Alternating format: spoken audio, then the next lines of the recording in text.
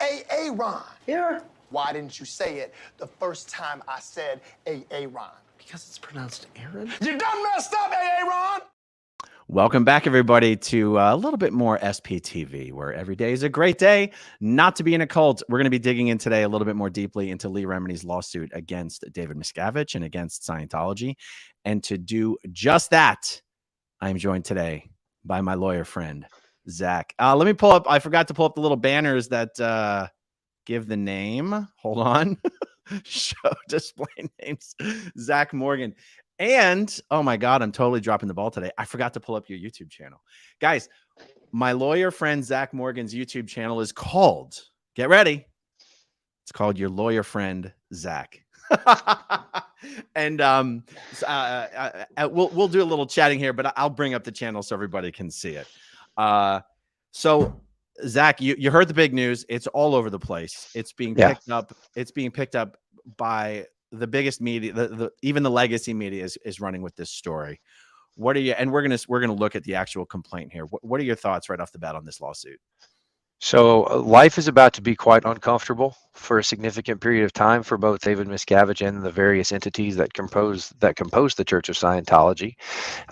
She is not the first person to make these allegations, although she is certainly probably the most famous and the most significant. And she, unlike some of the current high-profile Scientologists, she doesn't hide behind that. She's been outspoken. And we'll get into it a little bit, but I think this is pretty significant for both her as well as other victims of all kinds of Scientology. And I think it's the first real significant threat, for reasons we'll talk about in a little bit, to the church. That's awesome. Here, let me just show everybody your channel real quick. Oh, here it is. Your lawyer friend, Zach. There he is. All right. If you're not already subscribed to Zach's channel, definitely recommend checking that out. Now, let me share the lawsuit itself here. Let's start talking about some stuff. Okay. So now when you say she's not the first one to bring these complaints, I think that's interesting to discuss momentarily, because in recent memory, I cannot recall someone who has sued Scientology for this sort of, well, let's go down: civil harassment, stalking, intentional infliction of emotional distress, tortious interference with contractual relationship, intentional interference with prospective economic advantage, defamation per se, defamation by implication, false light.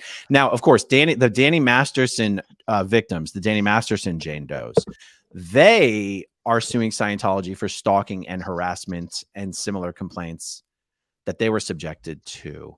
I don't think any of them sued for like tortious interference or anything like that. I'd have to take a look at it. But are you thinking of earlier proceedings?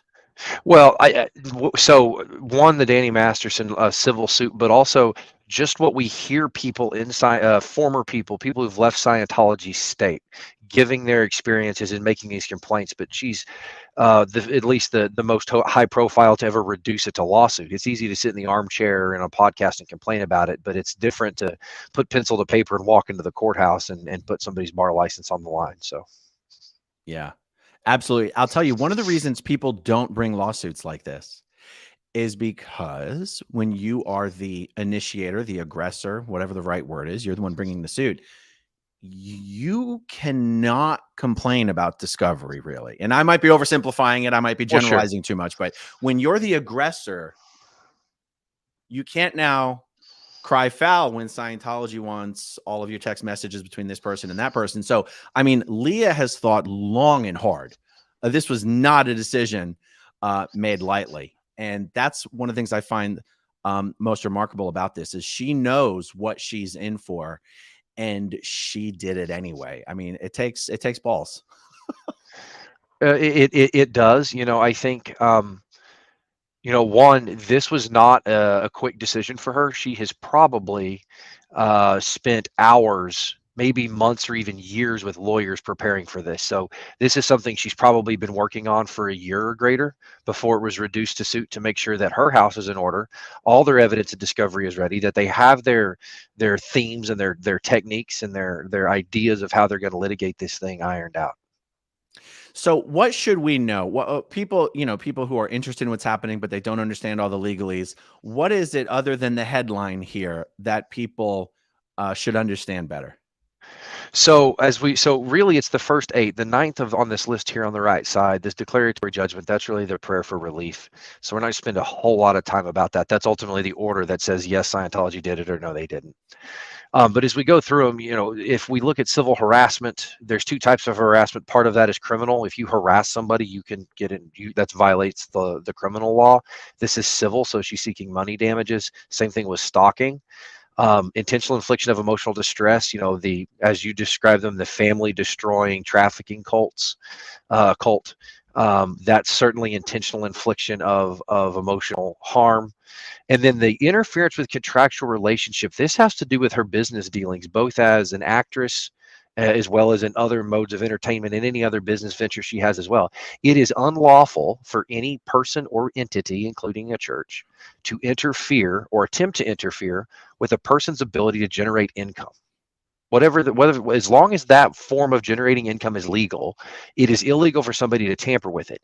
That is not to be confused with being a competitor. It is illegal for Coca-Cola to sabotage Pepsi. It is not illegal for Coca-Cola to market in Pepsi's space. Can we also briefly discuss the difference between something like a boycott and something like tortious interference with contractual relationship? Yeah.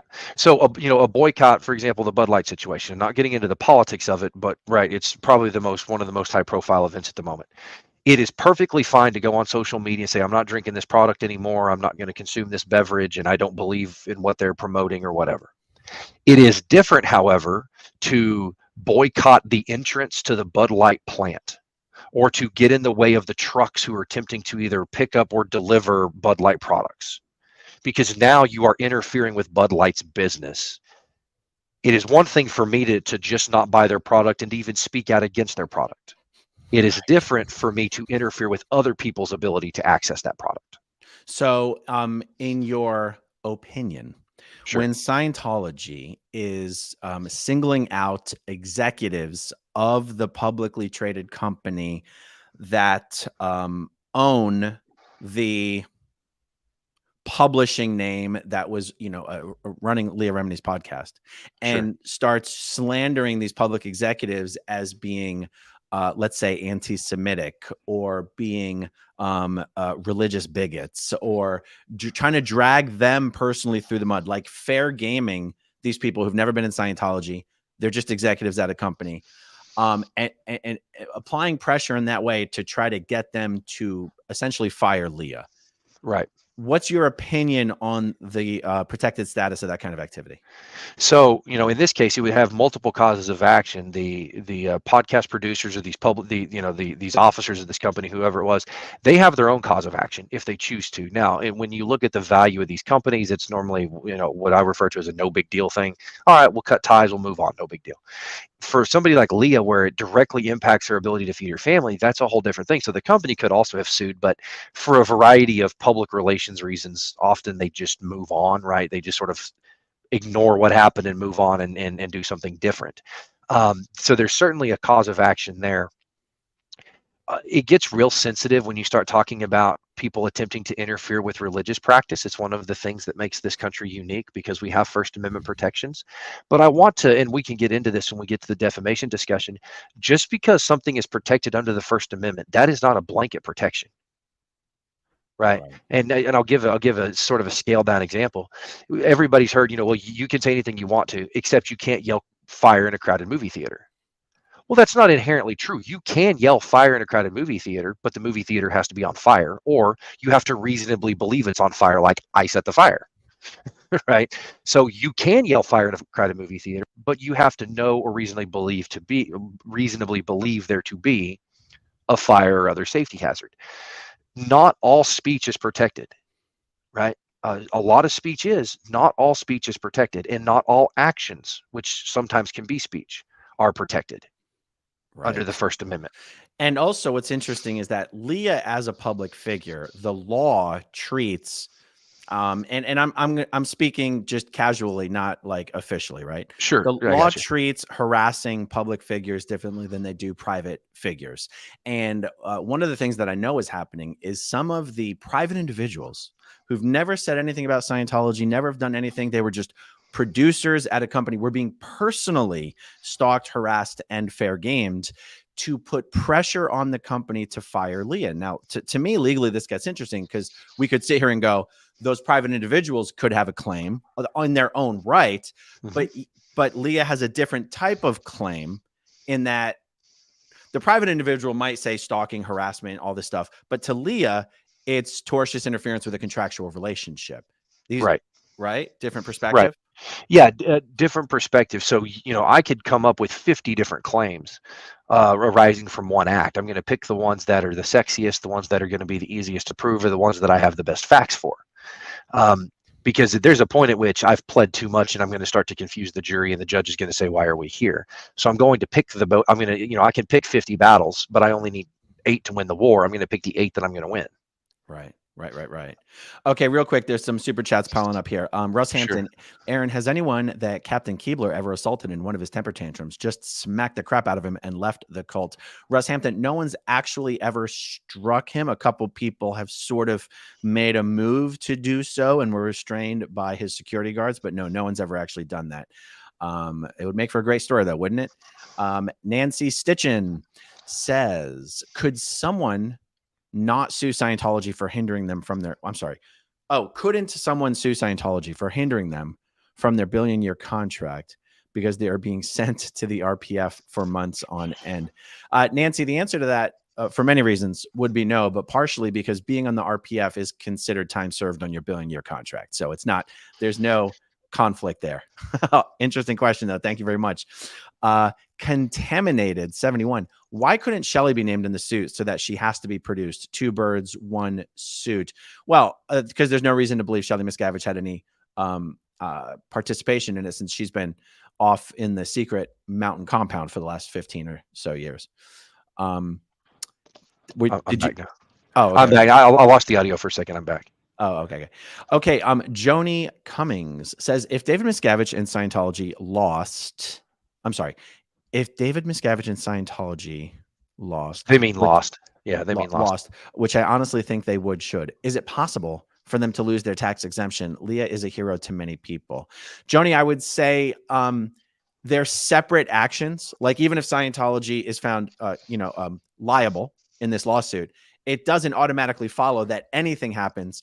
But I would call all these things cracks in the dam being Scientology's tax exemption, where eventually with enough cracks, the pressure will be brought to bear either upon Congress or the IRS itself to review with a view to revoke the tax exemption. But no, that's not a direct causal relationship between one and the other here. Thank you for that, Joni. I did, Aaron, real quick, the question before that about suing Shelley Miscavige. There's, from a lawyer's perspective, I wouldn't sue her. I would wait till we get far enough into the discovery process to justify issuing a subpoena to appear for deposition. There you go. Because then if they do not produce her, now you have a subpoena, which is a court order to appear, and you have the backing of law enforcement. Even if they're friendly with Scientology, law enforcement cannot decline to execute a judicial order. They are under their oath, they have to execute it, and you can actually get a court order compelling them to do so. So if Shelley is not produced in accordance with the deposition request, you can subpoena her and you can have the backing of the court and the law enforcement to forcibly bring her forward. Now that would be awesome. Okay, Donna Rose, can Scientology shut this down by settling and with an NDA? Okay, well, let's just jump right into this because this is a perfectly good topic of discussion when it comes to civil lawsuits. So let's say for the record, Scientology has never won a jury trial in its entire existence. For that reason alone, David Miscavige has a lot to be afraid of here because their campaign to destroy Leah Remini is very publicly documented over the last, I don't even remember what year Leah came out. Was it 2010? I don't even remember. 7, 8, 9, 10, something like that. Yeah. Something like that. And so the result of a civil lawsuit can only be either a jury trial or a settlement. A jury trial with them being found liable, or a settlement. Now, so what are your thoughts on how these things tend to go and why?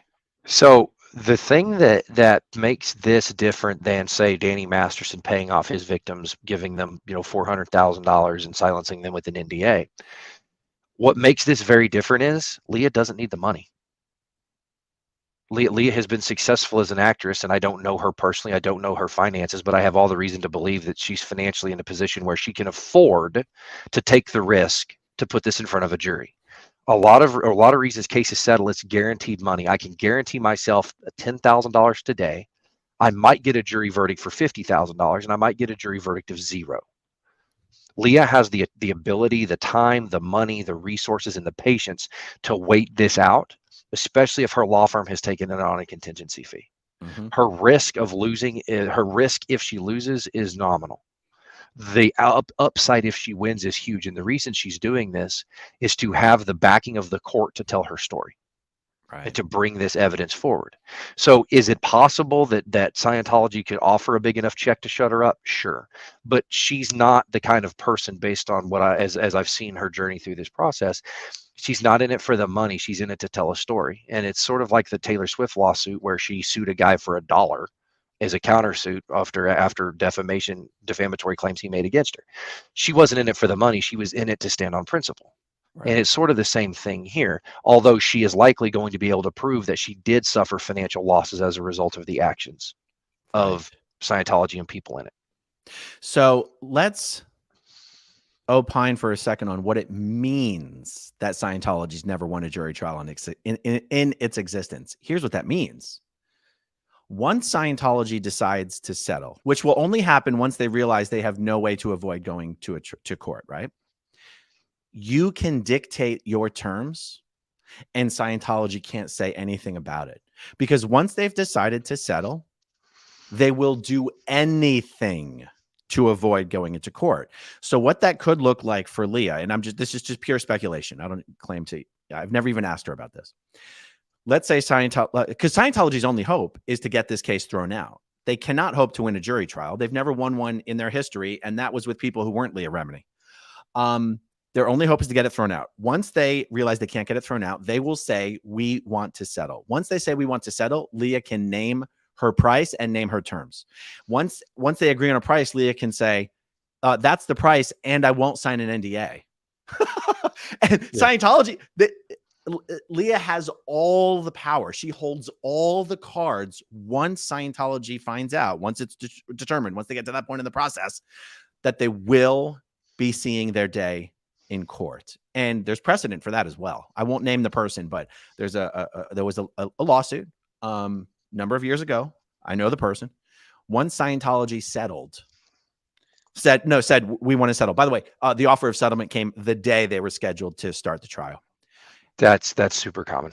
It was basically name your price. And this person was seeking some advice. Oh my God, what number should I give? What number should I give? And one of the best answers they received was, whatever number that's in your head, add a few zeros to it. Because at this point, you have them over the barrel.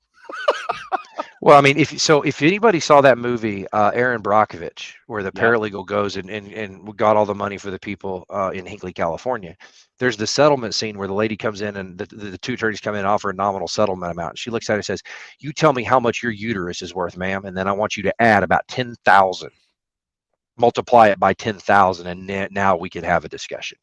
Right. Now, Leah is, like you said, she does not need the money. And Leah knows just as well as anybody else, Scientology's never won a jury trial in their entire existence. So almost no matter what Scientology offers, Leah could go, thank you, no thank you. We're going all the way for the end zone here. And no matter what financial damage Leah is able to prove in, the course of the trial, the jury's going to come back with punitive. And punitive, correct me if I'm wrong, has to be big enough to actually hurt the organization. Yep. Is that how it works? That's exactly what it is. Punitive. So there's two types of damages, and you talked about one of them yesterday called compensatory. Compensatory damages basically make me whole. If you interfered with a contract and I was supposed to make $100,000 and I didn't get that contract, and I can prove I would have gotten that contract had you not gotten in the way. you owe me $100,000, right? Because I'm made whole from what you interfered with. Punitive damages say what you did was so wrong that we're going to make you pay more money to financially hurt you, because it's not a criminal trial, so we can't put anybody in jail for it. We can't put anybody in prison, but we can make you pay enough money that you are discouraged from engaging in this behavior again. And not just you, but other people who are considering engaging in such behavior. Zach, that is where Scientology's reputation for just trying to utterly destroy their enemies for the last 50 years is. They have no chance. They have no chance in this trial, other than in this case, other than trying to get it thrown out. And that leads us to a little bit of a segue here, right? Because this question was about settlement and an NDA. So I'll take that one off the screen. And the little segue here is, what is the main barrier all of these other civil lawsuits are hitting up against? The barrier of Scientology internal arbitration. And even for that, Leah has precedent on her side, because the Danny Masterson victims, in the lawsuit that they brought for the stalking and the harassing that they experienced, Scientology tried to get that lawsuit thrown out due to this arbitration agreement. And a federal appeals court has already ruled that because the action, the cause of action or the complaint in that civil suit was about conduct that occurred after the individuals had left Scientology, the arbitration agreement didn't apply. It was null and void. It was thrown out, and that lawsuit was allowed to go forward. So I'm looking at this and I'm going, Scientology is so screwed with this lawsuit. Yeah, I tend to agree with you there. This is the primary difference between, say, the Valeska Paris lawsuit and the Leah Remini lawsuit. Valeska Paris and the other plaintiffs in that case, as well as some other cases in the Florida area that you and I have talked about, are being pushed into arbitration, even though the judge doesn't like it. They're being pushed into arbitration because these acts allegedly occurred while these people were in the organization. Once I walk away from that organization, and sometimes that's a kind of a gray line, like at what point did I stop being, sort of your story, right? Like I tried to be involved until they didn't give me a chance, and I was willing to let sleeping dogs lie, as long, right? We know your story. There was sort of a gray line. At what point did you really leave? But we do know at some point you're clearly no longer in. Even if there is a gray area, at some point Leah goes public and says, I am no longer in this organization. It's a cult. I'm out of here. We know at the very least that's at the very least that's the zero line. But she can likely prove, going back further in time, additional demonstrations of her. And it's not about when the church says you left. It's about when you can prove you left the church. No church is going to voluntarily give up members. Right. But it's when do I go public and make the world known I'm no longer part of this. Right. All right. There's other things we want to discuss here, but I want to tackle these things that are piling up. Uber Newbridge question: how did the itsy bitsy teeny weeny tiny David Miscavige manage to climb on the boardroom table to assault Jeff Hawkins? Tiny tech. What he has is a tiny little pole vault. He's got a little miniature pole vault that he uses. He runs up to the board table and he pole vaults on top of it when he's trying to assault someone. That's a little known fact, but you can fact check me on that. That is totally true. All right. Stacy says, if trial, can hundreds of SPs testify? You're shaking your head. No. So when I say they, I mean Leah's attorneys. When I say she, I mean Leah. Leah's attorneys have the right, Leah through her attorneys has the right to call witnesses in support of her allegations and corroborate her allegations to a point. I can't call 10,000 people that are going to say the same thing because it gets duplicative. If you think of the movie, A Few Good Men? Yeah, with Tom Cruise actually, and Jack Nicholson, where they're doing the murder trial in the Marine Corps, 1992-ish. You may not have seen it. Your viewers may have. In there, they talk about, so they call a couple of Marines and they're going to call like 50 more. And the judge says, and the other attorney say, we will stipulate that if you were to call this entire division, several hundred Marines, they would all testify to the same thing. I will instruct the jury that 200 other people would agree with this statement. So that way we're not here for years hearing the same thing over and over and over again. So you can put on some evidence and then sometimes negotiate a stipulation that if you're willing to accept these other 50 people would agree, we can move on, and the judge will read to the jury, 50 people agree. If you don't agree, I'll call every 50. I'll call each one of them, and we get to do this 50 times. That makes sense. That makes sense. I like this question. Can the court, from Aurora, and can the court force her to accept a settlement if the check is big enough? No. And neither can her lawyers, right? No, the lawyers can advise her to do anything, but ultimately it's the client's decision, and the lawyers have to advocate the client's position, even if it's a losing position, or they have to withdraw from the case. Now, she's got really good lawyers on her team; they're not going anywhere. Right. The court cannot force her to accept the settlement. The court may force them to go to mediation. You have to go into mediation and try in good faith to resolve these issues. Right. And Leah can say in good faith, "I'm not going to take a nickel. You can't pay me enough because of the injuries I've suffered," but you do have to attempt to settle it. Sometimes a mediation goes all day. Sometimes a mediation goes 20 minutes and everybody says, we're nowhere close, let's go home. But the court can often and will often require you attempt mediation before they do jury selection for a trial. That's interesting. ML says you have to attend trial if possible. Amazing. Oh, if this thing goes to trial, which I hope it will, I'll absolutely be there, because that would be a who could pass up that opportunity to witness history in the making. Michelle Renee Art, someone who lives right by me. Where did Leah file? So this was in just the state of California, right? Yeah, LA County, state court in California and LA County. Very cool. Scarlett Begonias, FYI, the Quartering YouTube channel is looking to book Leah regarding lawsuit. I told him to reach out to you or Claire. Yeah, I doubt Leah's going to be doing any interviews about the lawsuit, but I'm happy to talk to the Quartering if he would like. I'm familiar with the guy and his work. Justin Spearman says they messed with the wrong Leah. Hey, Ron. Yes, they did. Veronica Bombria, can Leah's suit turn into a class action if more want to participate? What are your thoughts on this? Probably not. So in order to have a class action, not only do you have to have a bunch of people who are victims, they all have to have suffered the same treatment.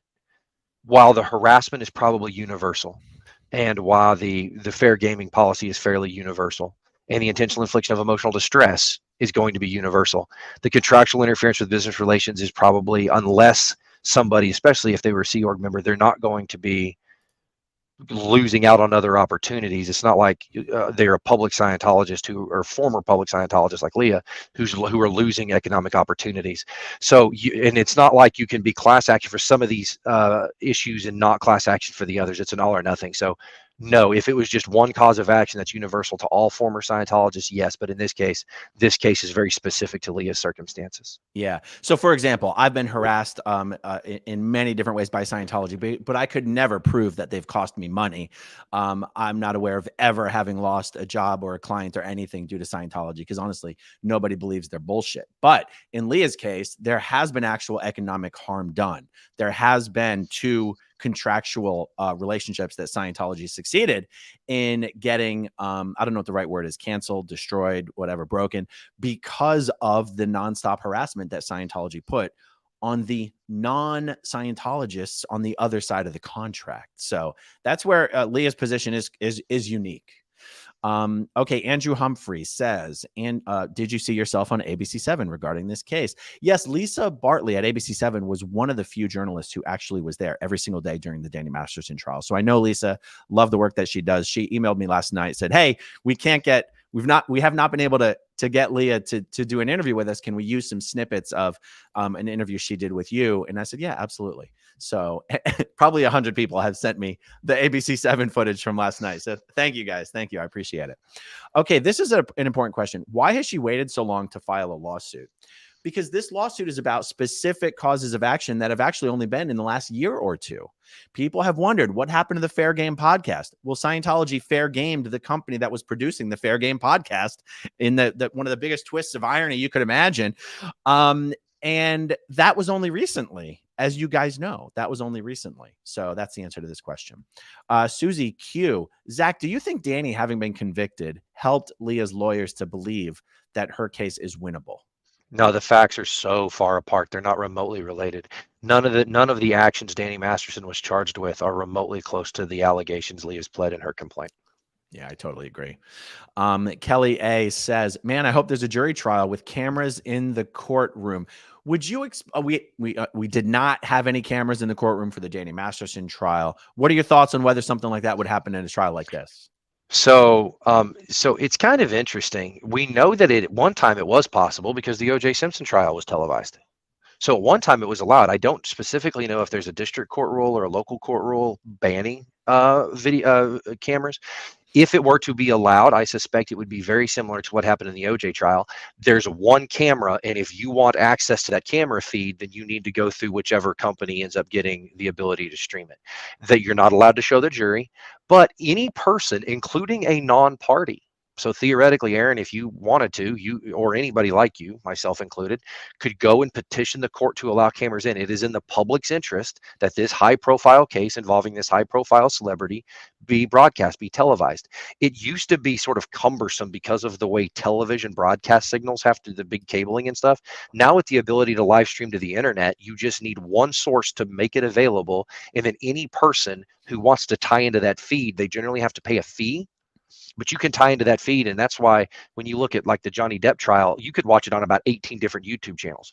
There weren't 18 cameras in the courtroom. There was one set of cameras operated by one company. And if you wanted the feed, you just paid the fee to access the stream.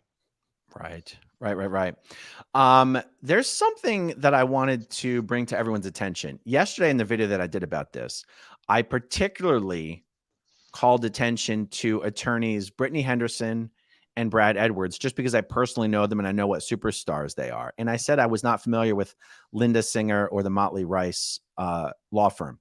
However, I have been informed by people much more knowledgeable on this than I, that the Motley Rice law firm are the ones you really want to be afraid of, even more so than Brad and Brittany. Now Brad and Brittany, when it comes to litigating the thing in the courtroom, Brad and Brittany are the ones you want to be afraid of. But when it comes to going up, and I'm not putting the attorneys on different sides of this argument I'm about to make, but Motley Rice are the ones who went after big tobacco. Motley Rice are the ones who know exactly how to go up against a Goliath who's just going to try to paperwork you to death and delay you to death. And I mean, do you know this firm by reputation? No, but I do know that for whatever reason, South Carolina is a hotbed for some really high-profile civil litigation. Unfortunately, the most famous thing to come out of South Carolina a while is Alec Murdaugh and the Murdaugh murders. But his firm that his grandfather, whoever it was, started way back when, is world renowned as a plaintiff's firm. Hundreds of millions, billions of dollars over the last 70 years have run through that law firm. Now, he ran that law firm into the ground because he was committing fraud, but that's a different issue. But South Carolina has always been, at least in the last 100 years, for whatever reason, and I'm not critical of it, it's a fairly conservative state. When we look at the way they vote, we don't tend to see a lot of tortious activity and groundbreaking tort law in conservative states. It's just not something that tends to align with the conservative ideologies. But for some reason, South Carolina is home to some of the most significant plaintiffs firms in the country. California's got a bunch, and oddly enough, so does South Carolina. So when I saw that they were based out of the South Carolina area, I'm not terribly surprised. And very few of these big, successful litigation firms on the plaintiff side come from big cities. We tend to think big law firms are New York City and Chicago and LA and Denver. But in this case, they're from a relatively smaller part of South Carolina. And of course, made, sort of set the mold with the tobacco litigation back in the 90s with big tobacco and the stresses on the Medicaid system, that Medicaid patients and users of the Medicaid system were experiencing lung cancer and some of these other smoking related illnesses. And ultimately, the taxpayers bore the cost of that. So the state, including the state of Oklahoma, most states actually went and hired outside counsel who specialize in this mass tort type litigation. That's exactly what I was just going to say. When I was being told about this law firm, I was told, no, you don't understand. These guys are so big and so good at what they do that state attorneys generals tag team this firm in to help do the heavy lifting because they're so damn good at what they do. Yeah, that's exactly what they do. They're what we call a mass tort litigation firm. If you call them and say, I'm trying to get a divorce, or I'm trying to get child custody, or even I need to sue a guy who hit my car in the parking lot, they're not going to show you the light of day. They're not being rude. That's just not what they do. You come to them and say, hey, I've got 10 friends who got asbestos, who got mesothelioma. They say, all right, let's strap it up. Let's go. They do mass tort, and they're really good at it. I love it. I love it. Okay, so these the 1 through 8 charges that we're talking about here. What else? I do see a comment here that says, "What is false light?" And that's number 8 there. So what is false light? So false light is the legal term for what a lot of folks would call gaslighting. Mm. Using facts and manipulating facts that would appear to be true, and that in a vacuum you can prove, to create a narrative that is not supported by the entirety of the evidence. It's sort of, it's, if you think about Mark Headley's story, I had just left Scientology. I went out, had too many drinks, and fell over into the gutter. And all of a sudden, he's a raging alcoholic and and all these other terrible, horrible, awful things because of one photo. In a vacuum, can I prove that Mark Headley consumed too much? Yes. In a vacuum, can I prove that he fell over into a gutter or a ditch? Yes. But then I take those facts, I manipulate them to say he's a raging alcoholic, and if he had stayed in Scientology, he wouldn't have all these problems. That's just not true. I manipulated legitimate facts to tell a false story. Wow, I've actually never heard a better description of what Scientology has done on all the hate websites they've created. That's exactly what they've done. Yeah, Aaron's a terrible father because he screams at his kids. No, I screamed at my kids because they were throwing knives at each other in the kitchen. I was being an excellent parent, and it just so happened that somebody heard me yell at my kids, right? There's a T-shirt that I see shopping on Instagram. If you hear me yelling at my kids, mind your business. Just remember, I've been negotiating for 45 minutes. I mean, one of the latest things Scientology's doing is they're saying they've released a whole barrage of social media attacks against me, calling me an anti-Semite because when I was running for city council, I did a 20-minute segment with this evangelical guy named Rick Wiles about my city council campaign. Evangelicals tend to see Scientology as a satanic thing. And he was fascinated that, well, first of all, he wanted to talk to him about Scientology, and it happened to be while I was running for city council. Did we ever talk about anything religious? No. Did he mention the Jews? No. Did I have any idea that he had a problematic history, saying bad shit about Jewish people? No idea. I'm part Jewish. My name is Aaron Levin. Smith is my mother's name. and yet, so they're like, oh my God, you went on a program as someone who, has been criticized, has been anti-Semitic. Therefore, you're anti-Semitic. That's a perfect example of false light. Yeah. Well, or more importantly, he went on with a white evangelical, but he didn't go on with a Jewish rabbi. Therefore, he's anti-Semitic because he only talked to the Christian, or he's anti-Catholic because he only met with the Baptist. Right. Well, no, I would meet with the Catholics. I wasn't invited. I would go on a Jewish podcast. I wasn't invited. If they call, I'll go. It's no big deal. I just didn't get the invite. Exactly. Okay, so let's see. What is the difference between defamation, the charge number 6 and 7, defamation and defamation per se, and defamation by implication? So, defamatory torts are torts against a person's dignity. Okay. And it comes in 2 varieties. One is libel and one is slander. The way you keep them straight, slander starts with an S, and so does the word spoken. Okay, slander is spoken. That's how and libel is written. And you have to prove a series of elements, but basically that a person made a statement about me to a third person that was a statement of fact that is demonstrably untrue, that I can prove is untrue, and the third person reasonably relied upon that information. So you can't tell me something to my face and then I sue you for defamation. I'm not a third party. It has to be made to somebody outside the communicators. So when I say that David Miscavige is the world's smallest cult leader, why can he sue me for defamation, or not, because it's obviously true? So, so I'll answer with this: you can sue anybody for any reason. He can sue anybody for any reason. But even if he had a valid, or even if there was some validity to it, your defense is it's true. Here's all the other cult leaders in the world, and you're the smallest of them. But also, it has to be a statement of fact. You phrase it as a statement of fact, but that's an opinion. Right. Aaron is a terrible carpenter. I don't know how good your carpentry skills are. For all I know, but that's not wood behind you. That's a backdrop, whatever, right? His carpentry skills are terrible. Is that a statement of fact? I phrase it as a statement of fact, but it's actually an opinion, as opposed to Aaron cheats on his wife. Mm. That's a statement of fact. And if Aaron can prove it's untrue, now the ultimate defense to being sued for defamation, let's say I cheat, I say I make a statement to Huffington Post, Aaron cheats on his wife. And you sue me for defamation. The ultimate defense is I can prove it, and I have a video of you with your mistress in a hotel room.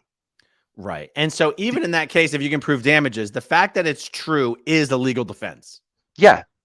Right. Defamation is based around the statement of a falsehood. Right. And then the second part of your question was, well, what separates defamation and defamation per se? Hmm. There are certain and just things. just for any newcomers, let's just show them. We're talking about number 6 and number 7 on the complaints in Leah Remini's lawsuit. We've got, okay, well, defamation and defamation per se are the same complaint here, but defamation by implication. Right. Huh. Interesting. So the difference between defamation and defamation per se, the courts have decided that society deems certain false statements to be worse than others. If it involves a venereal disease, or what the law textbooks often refer to as a disease of a sensitive nature, that you cheat at at your work, you steal people's money, or you take whatever, you inherently don't do your job well, that you are involved in extramarital relations, you have an affair with a mistress, that you have committed crimes of a specific nature, generally the types of crimes that Danny Masterson, for example, has been convicted of, or if, and this is my favorite, specifically for women, although the law has sort of read men into this, if you are a woman and you are engaged in certain adult-like behaviors prior to being married to someone. Although the court, basically has abandoned that because it takes two to tango. We can't sue we can't sue the woman and then high five the man. Like, that's not right. She can't be a whore and he a stud at the same time. Like, those aren't mutually, those ideas don't mesh. So the courts have sort of abandoned the last one. And the thing about defamation per se is, if I'm Leah Remini and I prove that what you said was untrue and it falls in that per se category, I don't have to prove I lost a nickel. I don't have to prove damages. By proving the per se, I automatically win and the judge gets to assess damages. Amazing. All right. Well, just at this early stage in all this, is there anything more that you that you already came into this video going, this is something about this lawsuit I want to make sure that we discuss? I think it's important for the folks at home, because most of the lawsuits you and I talk about are well into the litigation stage, including trial and beyond. Yeah. It is important for the people to understand that we could be doing this same chat a year from now with very little progress. Scientology will spend whatever money it takes on lawyers. Those lawyers will be filing all kinds of motions and briefs and all kinds of pleadings, and all of those pleadings need responded to. And most briefing schedules, like for example in Oklahoma, in state and federal court, I file a motion, you have 18 days plus 3 days in the mail to respond. I then have within 5 days to respond, plus 3 days in the mail. So the earliest I can get a hearing date is 20-something days after I file the motion. In reality, it may take me 90 or 120 days to get a hearing because of how busy the dockets are in state courts. And I can only imagine that LA County is even busier there than it is here. So this is likely going to take years. This is not like a criminal case where there's a speedy trial protection that we can go to trial rapidly. Right. This will take years, and we will continue to keep you guys updated on this, but understand none of this is going to happen in a hurry, because first they have to get service on David Miscavige, which has proven tricky in the past, although they've been able to prove it recently, which is good. Getting service on David Miscavige, getting service on the various Scientological entities is going to take some time. In fact, I think in Florida it took 6 or 7 months to get it perfected. So I figure 8 or 9 months before we see any real advancement. And then there's going to be long periods of nothingness, because the discovery process, the depositions, the interrogatories, and the request to produce documents, those are not inherently public. If there's a discovery dispute in which they attach the discovery to a pleading, then we can see it. And then a lot of times motions for summary or partial summary judgment will include excerpts from deposition transcripts. That'll give us a little bit of insight into the discovery as it comes out. But the discovery itself is generally not public. It's not public knowledge what Leah testifies to at her deposition. Right. Or assuming you're able to get Miscavige into a deposition room, what he says in his deposition is not inherently public. So sometimes we've seen deposition videos leak. The biggest one that comes to my mind is Michael Rappaport and Barstool. What's the president of Barstool? What's his name? What's that guy? Dave Portnoy. Yeah, Dave Portnoy's deposition in the legal suit he had going with Michael Rappaport, which was absolutely hilarious. So if I'm about to be deposed, I can pay extra to have the thing videotaped, right? Well, actually, you can, but I would let the other side pay for it. Okay, but either way, am I allowed to leak my own video deposition? Unless there's a gag order. I mean, unless the judge says this isn't to leave the confines of this court unless a pleading is necessary. Unless there's a gag order on discovery, you can do whatever you want to. Right. But what I mean, it's not generally public. In criminal cases, the discovery is filed with the court. Here's everything we have in our possession. In most cases, in civil cases, I don't have to show the court anything. I just have to tell them what I have, but I don't have to tell them until right before trial. So if I want to leak something, I can do that, but it's not routinely filed into the court record for any reason. It's only filed into the court record when there's a part of it that's at issue that needs the judge to step in for. I get it. Hey guys, if you're one of the 2,900 people watching live right now, please do us a favor and hit that like button. It does actually help, believe it or not. Okay, a few comments that are stacking up here. Kelly A, man, I hope there's a jury trial with cameras in the courtroom. You and me both, Kelly. You and me both. Abigail S, or like the Johnny Depp Amber Heard trial. Yep. Pebbles S. Did Danny's trial show a chink in Scientology armor? I don't think so. I don't think we should. Danny was being tried as an individual. Scientology wasn't on trial there. Do not relate those two cases, Danny Masterson's case to Leah's case, or Danny Masterson's case to anybody's case, civil case, in any capacity. Well, my opinion on that might change depending on the results of the grand jury investigation, assuming it's ongoing. But until then, do not relate these cases. They are so far from connected that I can't tell you to make the leap. Yeah. Okay. Not a sheeple. I'm just shy of my 64th birthday. I'm willing to work extra to donate to Leah's legal fund to defeat that miniature tyrant. Not a sheeple. I can tell you that to the best of my understanding, and this doesn't come from Leah, it comes to my understanding of how these big law firms work that we're talking about. There's a near 100% likelihood that these law firms are working on contingency. They only get paid if they win. No individual person could ever afford to pay the hourly rate of all the attorneys who work at these firms. Does that seem like a reasonable assumption? It does. If we were to put all the attorneys who were touching the file in the same conference room and have a discussion about this case, it would easily be $15,000 an hour. Yeah. Because everybody's billing their time and they've probably got paralegals in there with them or legal assistants. It would easily be $15,000 an hour. So these are taken on a contingency, and they run the risk of if we don't win, we don't get any money. But if we do win, we get huge money. And and they're also likely taking this case because Leah has documented everything. She's had the PR and the ability to generate enormous records. She's well connected. So it helps the case. They've got really good facts. They have a really good witness. And other than people in Scientology, I've never heard anybody on the outside say, I don't like Leah Remini. She's just generally a likable person. Right. Yep. Okay. Uber Nubage says, what is Zach's take on the Kendrew situation? I guess for the viewers, I should explain what that is. But Zach, do you already know what that is? Yeah, I saw your stream on this yesterday, and if you haven't seen it, guys, go back and watch Aaron's. It's about an 8 or 9 minute video that he did yesterday for an individual who has been trafficked by Scientology across state lines from Ohio to LA. It also involves the termination of a pregnancy against the wishes of the parents. So basically a forced termination. Go and watch that. He gives you guidelines on really what the family's asking for and what he believes that you, the SP Nation, can do to support Kendrew and Kendrew's efforts.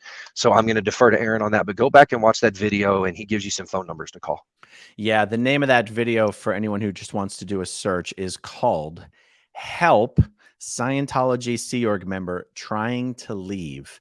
And the Sea Org member's name is Kendrew Kirkconnell. It's Kendrew like Andrew, but with Ken in the front. And so, yeah, we'll just leave it at that. We're not trying to litigate that whole thing right here. Okay, so we've covered a lot of ground. Anything else we want to say? We also have an unlimited amount of opportunities to keep talking about this in the future. Is there anything else we want to touch on before we wrap it up? I don't think so, guys. If you haven't done so, make sure you like Aaron's channel. And I'm not big on plugging my own, but if you get a chance, some of you I know jumped out of Aaron's chat and jumped over to my channel to help drive up some of the viewer time. I appreciate that. Just stop by your lawyer friend Zach. We're actually live streaming this simultaneously to both channels, so stop over there. Give me a like, give me a thumbs up. I'm working on getting some more content out. I had a baby a few weeks ago, so my content production slowed down for a little bit, but working on getting some more content for you. That's right. Yeah, we are simul streaming this on his channel. So, and again, it's your lawyer friend, Zach. All right, everyone. Hey, thanks for joining us. Thanks everyone who watches until the very end. Hit that subscribe button if you haven't, please. Hit that like button.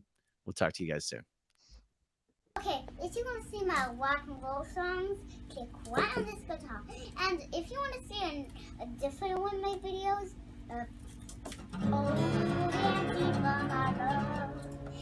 then you could click right inside here. If you have subscribed or not, subscribe right here.